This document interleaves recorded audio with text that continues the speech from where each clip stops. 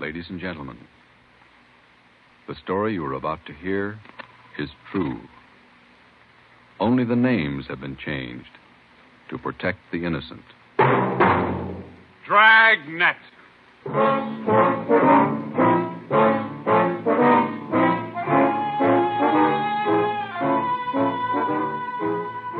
Dragnet, the documented drama of an actual crime, investigated and solved by the men who unrelentingly stand watch on the security of your home, your family, and your life.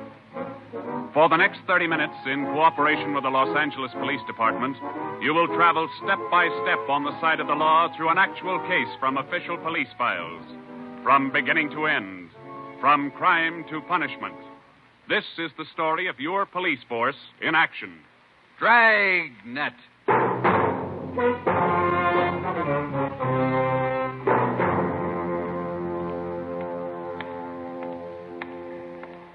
It was Tuesday, March 25th. It was cold in Los Angeles.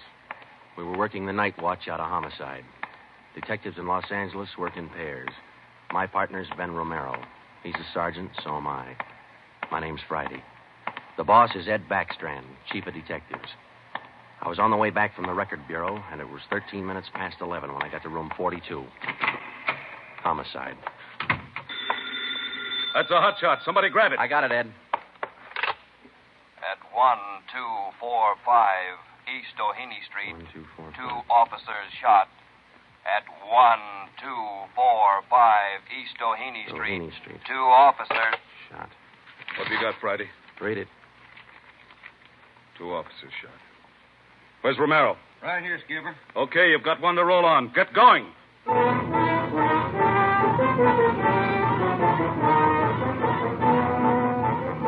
Both Ben and I knew where we were heading. We'd recognized the address. It was the Trapdoor Cafe, a joint in the south end of town that did business with a pretty rough crowd. 13 minutes later, we pulled up in front. 2 patrolmen had the crowd pretty well pushed back. There was a cruiser car in front of the cafe. The car door was open, and an officer was sprawled across the seat. He was conscious but weak, and one of his pant legs was pretty red. Hello, Sarge. Hi, how you doing? I've done better. Yeah, well, what happened? Williams and I were cruising. We've been keeping an eye on this cafe lately. Tonight we decided to take a look. And just as we went in, 2 guys left in a hurry. The back door. We followed them out into the alley. It was dark out there, and I called to them. I said, "Hey, fellas, just a minute. I want to talk to you." They stopped? I'll say. One of them whirled. He had a gun in his left hand. He shot both of us. Left hand, huh? Williams went down and out. I went down, but I took a shot at them. No effect. And I started crawling out here to the car so I could call in. You started crawling? Yeah. Wait a minute, Emerson. Weren't there any people around by that time? Oh, yeah. Quite a few ran out after the shots. You mean nobody would help you to the car? That's right. Did you get a good look at either of the gunmen? Well, one of them was tall. I think he was a redhead. There was something funny about his nose. That's all I saw. It's too dark out there. Williams was closer. I think he got a good look. Joe, the other officer, Williams. He's in pretty bad shape. Is he breathing? He's still alive, Emerson. I don't know how much time he's got. Ambulance? On the way. Okay, let's round up all the men who are in the cafe. We're taking them in.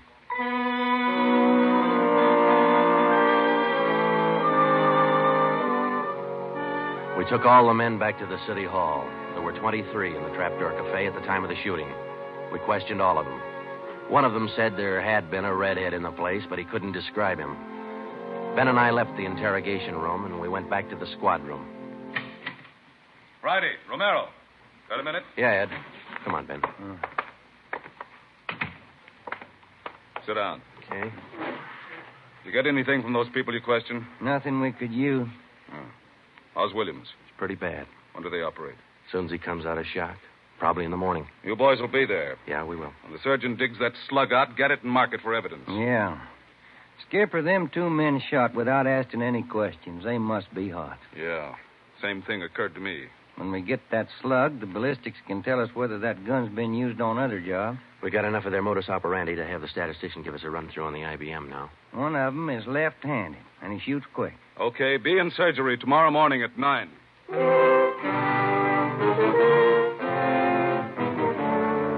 Neither Ben or I said much on the way home, but we were both thinking the same thing. I knew the chief was thinking it, too. Here were two men who'd shot a couple of police officers without asking any questions. Now, I suppose you've heard a lot of stories about what the force thinks of cop killers. Sure, we don't like to lose our friends and partners any better than anybody else would. Why not figure it this way?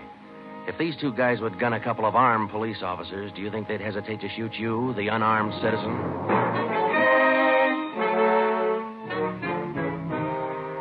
The next morning at 9 o'clock, Ben and I had scrubbed up and we were in surgery. Williams was on the table. The surgeon started in. A lot of minutes later, he got the slug. As for Williams, they took out 7 feet of his intestine and said he might pull through.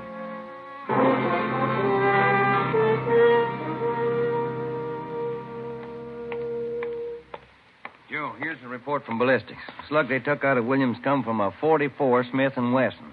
The same gun was used in a liquor store killing about a month ago. You call the statistician? Yeah, She's running all the cards on previous shooting through the IBM machine. She ought to be through about now. Let's take a look. Okay, come on. Hi, Helen. Just a second. Okay.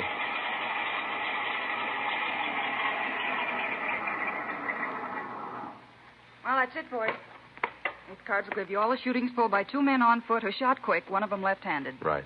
They're all yours. You sure can tell a lot from just a bunch of little holes in these cards, can't you? I can't, but this IBM machine can. It never ceases to amaze me. Okay, shall we check the cards, huh? Yeah, sure.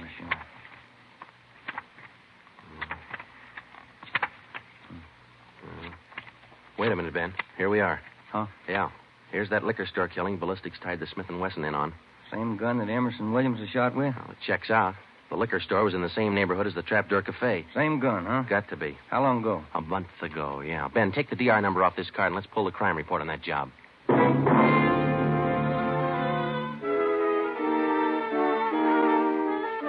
We pulled the crime report out of the files. It said that there was only one witness to that liquor store killing a month ago. That witness was a woman.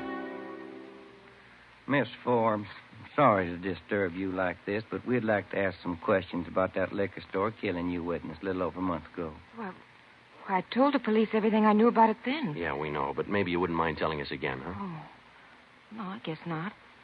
I've been trying to forget it, to tell the truth. It was pretty terrible, and I really didn't see so very much because I was awful scared. I understand. But try to describe again just what happened, will you? Well, it was about 10 o'clock at night.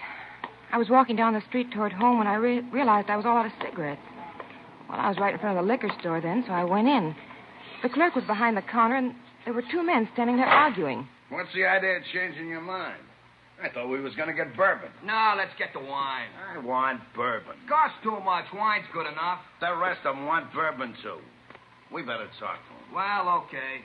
We'll be back when we make up our mind, mister. 2 men walked out of the store, and the clerk smiled at me and shrugged his shoulders.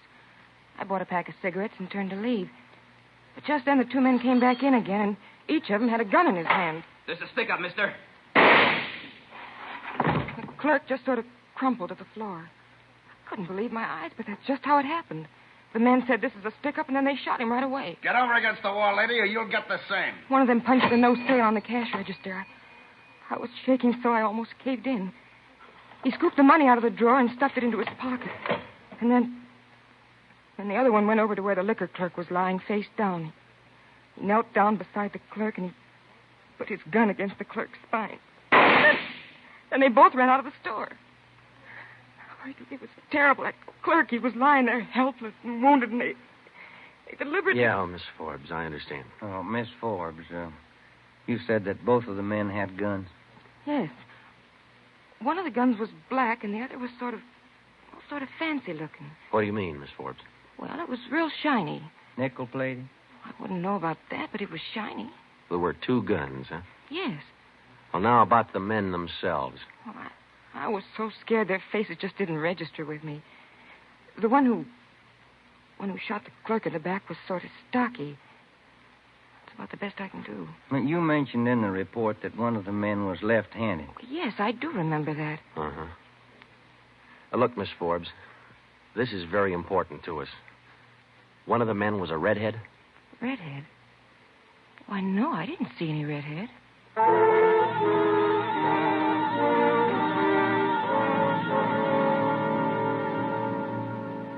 Skipper, me and Joe's run right smack into a stone wall on this thing. What's the complication? Well, there's more than one, Ed. In the first place, we know that the .44 Smith & Wesson was used in both shootings. But the descriptions of the men involved don't check. Police officer Emerson said he thought the man that shot him and Williams outside the Trapdoor Cafe was a tall, left-handed redhead. Said there's something funny about his nose. You think Williams got a better look at him? Well, probably did, but Williams isn't strong enough to talk yet. And a girl that witnessed the liquor store killing a month ago said that one of those men was left-handed. But she said neither of them was a redhead. And on top of all that, now we've got 2 guns to worry about. The girl mentioned 2 guns, so we checked the autopsy report on that liquor clerk. And, Ed, the bullet that actually killed him came from a .32-20, not a .44 Smith & Wesson. That fact didn't get any publicity at the time, did it? No, it didn't. Okay. We won't give it any publicity now either. With a lowdown, it's just the .44 Smith & Wesson we're after. Because if whoever owns the .32-20 finds out it's hot, we'll never get it. Anything else? Well, we sent teletypes to all outlying stations in neighboring cities. Told them that if they get any red-headed suspects, no matter what charge they got them on, to hold them for questioning. Yeah. Now, how about this .32-20, the actual murder weapon? Any leads on it? We've got one, Ed. We've been checking the records, and we discovered that 4 hours after the liquor store killing, a taxi driver in the neighborhood was shot and robbed. Slug was pretty well mashed, but there was enough to tell it was from a .32-20. So we're going over to question the taxi driver now. Good. Well, I think you boys are on the right trail. So far, what we've got is mostly unrelated facts, but sooner or later, those facts have all got to tie in at some point along the line. Find that point.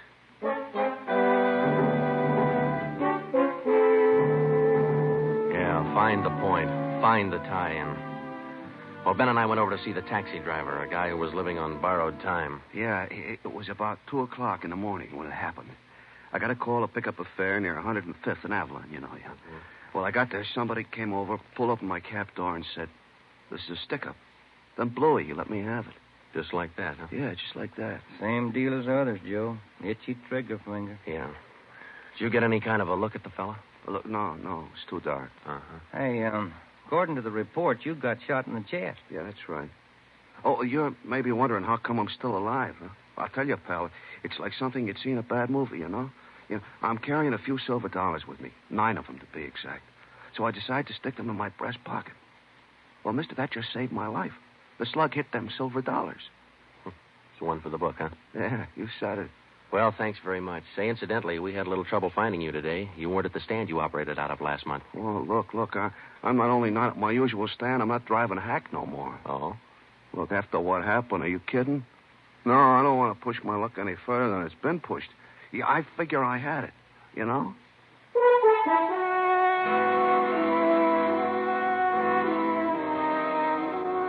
And about that time, Ben and I were beginning to figure we'd had it. We were getting nowhere fast. We had a few informants nosing around, but so far they hadn't come up with any leads. Well, Ben and I followed up all the teletypes that poured in. We just got back from Santa Ana, where we'd been questioning a red-headed suspect, and we'd flopped in the squad room when Chief Backstrand's door opened. Friday. Romero. Got a minute? Yeah, Skipper. Any luck with the Santa Ana redheads? No, none at all. I guess you haven't heard the latest. We just now got back in town, Skipper. Early this morning, another cab driver got shot. What? Yeah. Man came up to his taxi, opened the door, said, "This is a stick-up," and shot him. Bullet went through one leg and into the other, but the driver managed to start his cab and drove over to a cafe. He called in from there. Boys recovered the slug? Yeah. It came from the same .44 Smith & Wesson that was used in the other 2 jobs. The cab driver get a look at the gunman? Yeah, briefly. Was it the redhead? No. Oh, the stocky guy. He wasn't red-headed and he wasn't stocky. That's all the driver knows. Well, that's great. Skipper, this is beginning to sound like a Gun of the Month club. You reckon somebody's renting them guns out? Well, they're passing the guns around all right, but I think they're working together. The way they operate indicates that. Yeah, the trigger-happy routine. Killing is apparently more than a business to them. It's pleasure, too. That's why we've got to get to them fast. Come over here. All right. Come on, Ben. Here. Take a look at this map. Uh-huh. Here's the Trapdoor Cafe, and over here's the liquor store.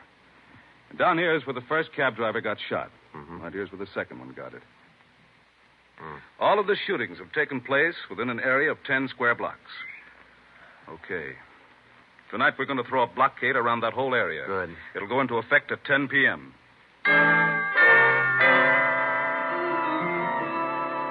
At 9:45 p.m., cars and officers started drifting into the area by twos and threes. And at 10, when Backstrand, Ben, and I arrived, the whole area was sewed up tighter than a tick. This is now code 3. Pacific Ambulance Davis? 1. Gotcha. Call to All Alpha set? is All now set. code We got a 3. primary line and a secondary line. If anyone tries to make a break, we'll pick them up in the secondary. Okay. Friday and Romero here will cruise around the area with me. Go to work, men. Every car in the area was shaken down. The same process was also followed on all persons on foot. The blockade went on all night. By the end of that time, we'd brought in 217 suspects. 26 of them were redheads. What's your name? Henry Wagner. Where do you work? Lumberyard. Which one? First star. What time did you get through work last night? About 6, I guess. What'd you do then? Had some dinner. Where? Harry's Grill. Then what? Shot a little pool. Look, I tell you, I ain't done nothing. Now, let's go back to the day before yesterday. Did you work at... And that's the way it went all day long. We shot question after question at them, working them gradually back to the days on which the shootings had taken place. When it was all over, we got 6 men wanted in other cities on various charges. We got quite an assortment of guns and knives. But as far as the shootings were concerned, we got nothing. Well, I guess that's the last of them. Oh, I was running out of questions there at the end. You two boys better go on home and get some sleep. Well, I was kind of figuring on checking back over the reports to see if we might have overlooked something. I said go on home. You two boys have been at it for 32 hours straight. Look at you. You're both so groggy you can hardly stand up. You need sleep. It's 4 p.m. now. Don't come back until 10 p.m.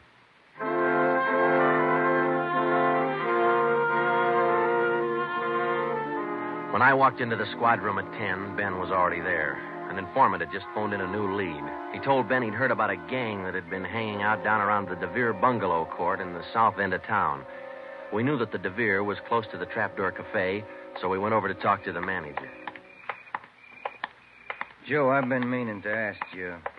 You checked on how Williams is getting along? Yeah, I did. I called the hospital this afternoon. It's going to be all right. Oh, that's fine. Well, here we are. Yeah, manager's office. Still got a light on.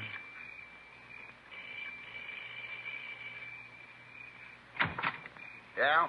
I'm Sergeant Friday, police. This is Sergeant Romero. Yeah? We'd like a little information. Why, sure. Come in. Thank you. What can I do for you?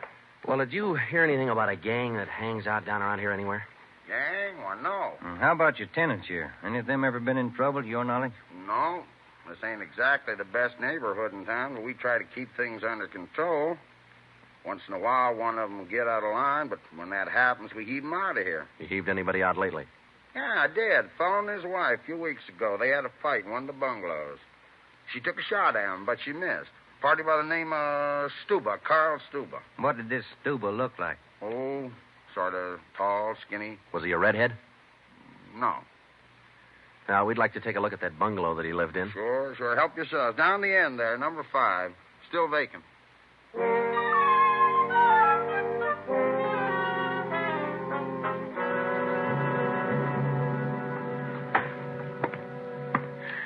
Well, I guess that does it.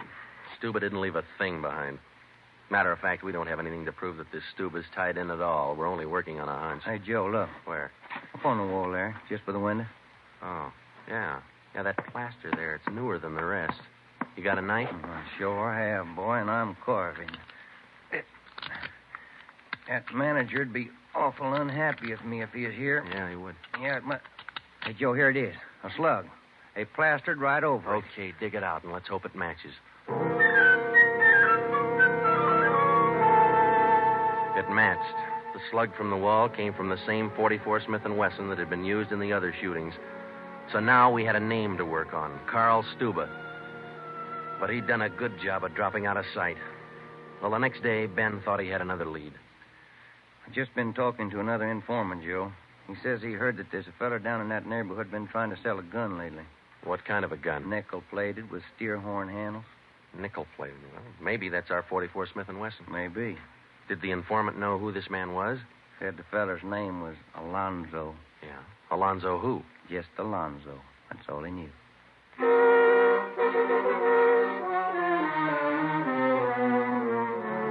So now we had two names, Stuba and Alonzo, but no men to go with them. So we went back to making the rounds of the substations, interviewing red-headed suspects. We took a few of them to Williams, who was home from the hospital by now, but he couldn't identify any of them as the man who shot him. Still, we kept checking. Finally, we got around to the 77th Street station. We questioned the suspects they were holding there, and we just started to leave when one of the officers called us. Hey, Sarge, we're holding somebody else you might want to look at. Redhead? No. What's the charge? Suspicion of burglary. Small job. Oh, I don't know. What do you think, Ben? What's special about him? He lives in the same neighborhood where those shootings took place. All right. Where you got him? Down here. He admit anything? No. He's pretty surly. Here we are. Thanks. Hi. What do you want? I'm Sergeant Friday. This is Sergeant Romero. We'd like to ask you a few questions. Look, I already told the other cops all I know. I didn't steal no radio from that jerk. What's your name? We've been through all that once. Come on, what's your name? Jackson. Alonzo Jackson. Alonzo. I looked at Ben, and Ben looked at me. This could be the Alonzo who'd been trying to peddle that Smith & Wesson. Ben and I both knew here was one suspect we'd have to be real careful with. Alonzo, according to the records, this burglary you're suspected of took place on the night of the 27th. Look, how many times do I have to tell you guys they didn't have anything to do with it? You got an alibi for that night? Sure, I got an alibi. I was out with a couple of friends, I can tell you. What's your friends' names, Alonzo? One of them's Crandall, the other Stuba. Stuba, the guy who used to live in the bungalow court.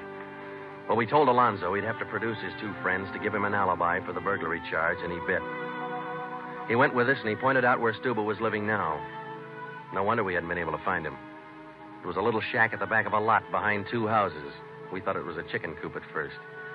We took Alonzo back to the station, then we picked up Stuba. He was surprised to see us and not very happy. We took him in. Next, Alonzo gave us Crandall's address.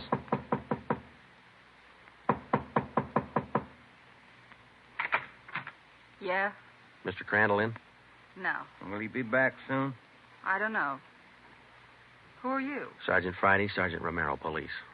What do you want with him? Oh, nothing important, lady. We just wanted him as a witness. Oh. Well, I don't know just when he'll be back. Probably an hour or two. Okay, thank you.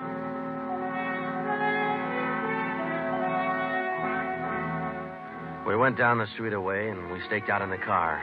We sat there for about 5 hours, and then Ben nudged me in the ribs. Hey, Joe. Huh? Joe, take a look. Coming along the sidewalk. Yeah. And he's got red hair.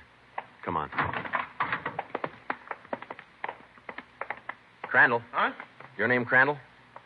Who are you? Friday Romero, police. Police? What do you want with me? I haven't done nothing. Well, then you got nothing in the world to worry about. Come on.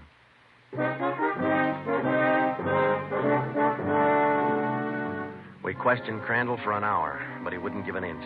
Denied everything. Then we put him in a car, and we drove over to Officer Williams' house.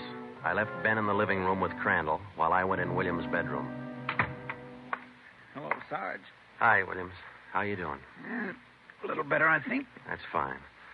Look, we've got another redhead outside. Bring him in. Okay. All right, Crandall, come on in here. Who's in there? Why'd you bring me over here? Come on in here.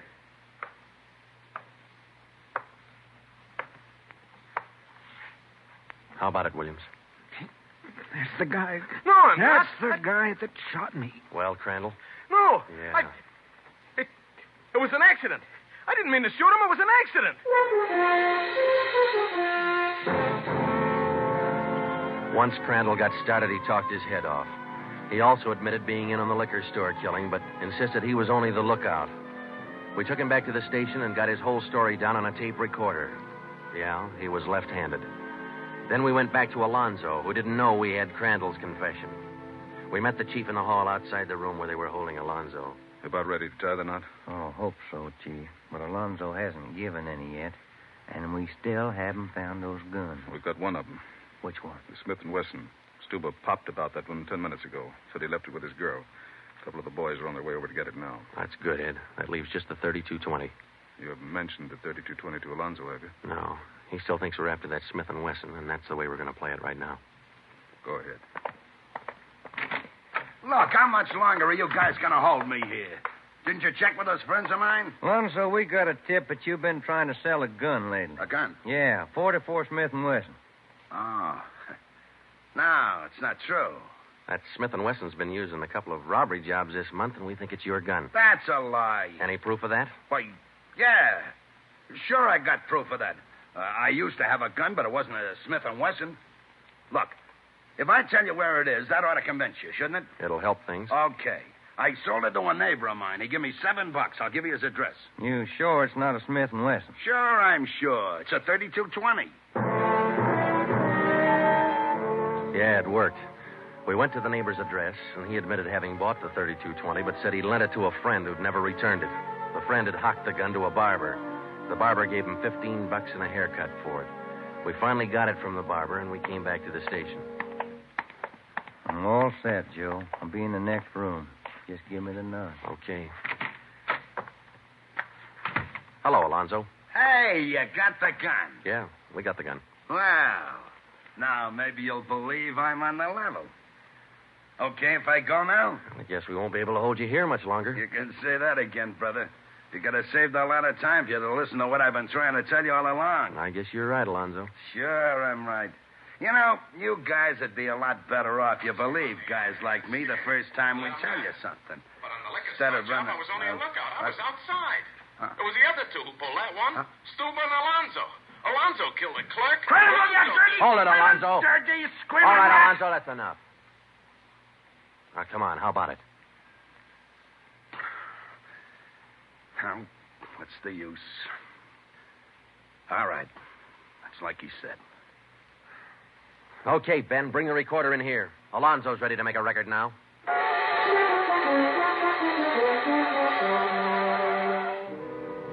By playing back Crandall's statement that we'd recorded earlier, we got a full confession from Alonzo. We took the three of them out and had them reenact the 4 shootings, and we photographed it on sound film. Crandall, the redhead, was the one who'd shot the 2 police officers, but he was only the lookout for the liquor store killing, which explains why the girl witness didn't see him in the store.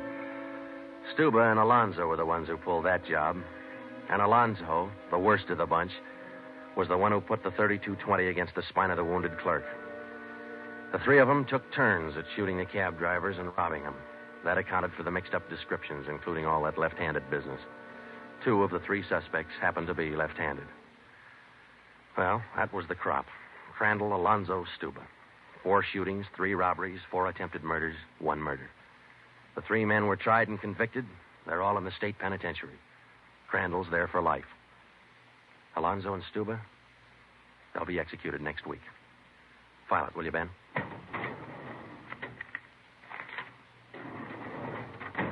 Case closed. Dragnet.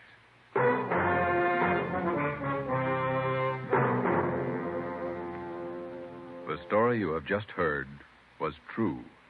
Only the names were changed to protect the innocent.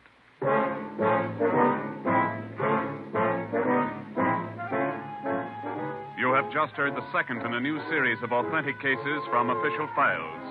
Technical advice for Dragnet comes from the office of C.B. Horrell, Chief of Police, Los Angeles Police Department. Tonight's program is dedicated to Radio Officer Delmer E. Cook of the Los Angeles Police Department, who, on the afternoon of December 6, 1948, gave his life so that yours might be more secure. Dragnet came to you from Los Angeles. This is NBC, the national broadcasting company.